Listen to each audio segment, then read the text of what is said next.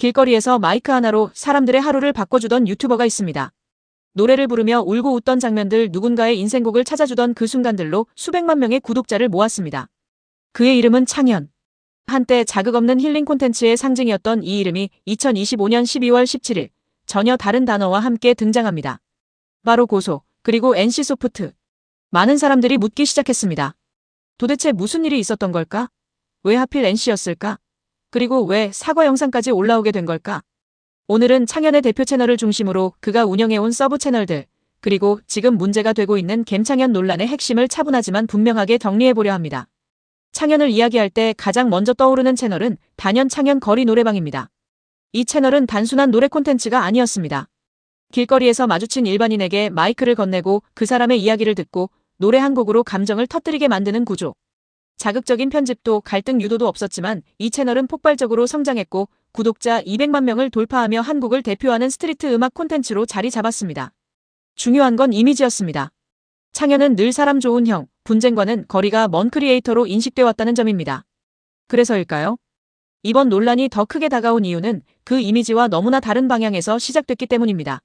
많은 사람들이 모르고 있지만 창현은 단일 채널 유튜버가 아닙니다. 그는 성격이 전혀 다른 여러 개의 서브 채널을 운영해왔습니다. 먼저 창맨. 이 채널은 일본 생활, 여행, 일상 브이로그가 중심입니다. 거리 노래방에서 보이던 모습보다 훨씬 개인적이고 조용한 톤의 콘텐츠가 올라오는 공간이죠. 그리고 문제의 중심이 된 채널, 갬창현입니다. 이 채널은 게임 방송과 게임 이슈 해설, 그리고 게임사 운영에 대한 비판이 핵심 콘텐츠였습니다. 특히 NC소프트의 신작 아이온2를 둘러싼 이야기들이 이 채널에서 반복적으로 다뤄졌습니다. 중요한 포인트는 여기서 갈립니다. 거리 노래방 채널이 감정과 공감의 공간이었다면 갬창현은 분노와 문제 제기가 중심이 된 채널이었다는 점입니다. 갬창현 채널에서의 발언들은 처음엔 많은 게임 유저들의 공감을 얻었습니다. 매크로가 판친다. 제재가 형식적이다. 선량한 유저들이 피해를 본다. 하지만 시간이 지나며 문제는 달라졌습니다. 방송에서는 점점 의견이 아니라 사실처럼 단정하는 발언들이 쌓이기 시작합니다. NC는 원래 매크로 껴팔아 제끼던 회사. 제재 명단 뭔지 알아요? 다이아 안 쓴 계정. 제재하겠다면서 제재한 적이 없다. 매크로 사용 안 했는데 억울하게 정지당했다. NC 관계자가 작업장 사장님. 수차례 욕설, 개발자 개인 비방 등 반복 게시. 이 발언들의 공통점은 확인되지 않은 내용을 기정사실화했다는 점입니다. 유튜브 방송이라는 공간에서 이 말들은 단순한 하소연이 아니라 수십만 명에게 동시에 전달되는 주장으로 작용합니다. NC소프트는 이 상황을 단순한 유저 불만으로 보지 않았습니다.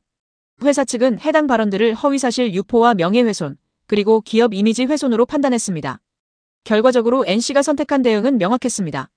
형사고소, 민사손해배상 청구, 즉 경고하겠다가 아니라 법적으로 책임을 묻겠다는 선언이었습니다. 그리고 이 사실은 12월 17일 커뮤니티와 SNS를 통해 빠르게 퍼지게 됩니다. 같은 날 갬창현 채널에는 라이브 방송이 켜집니다. 방송 제목은 매우 직접적이었습니다. NC 관계자분들 다시금 죄송합니다. 선처를 바랍니다. 게임 정말 좋아합니다. 아이온2. 강경한 비판 이후 너무도 빠르게 나온 사과. 이 장면에서 여론은 갈라집니다. 현실적인 선택이다라는 반응과 왜 이제 와서 태도를 바꾸느냐는 반응. 하지만 분명한 건 하나입니다.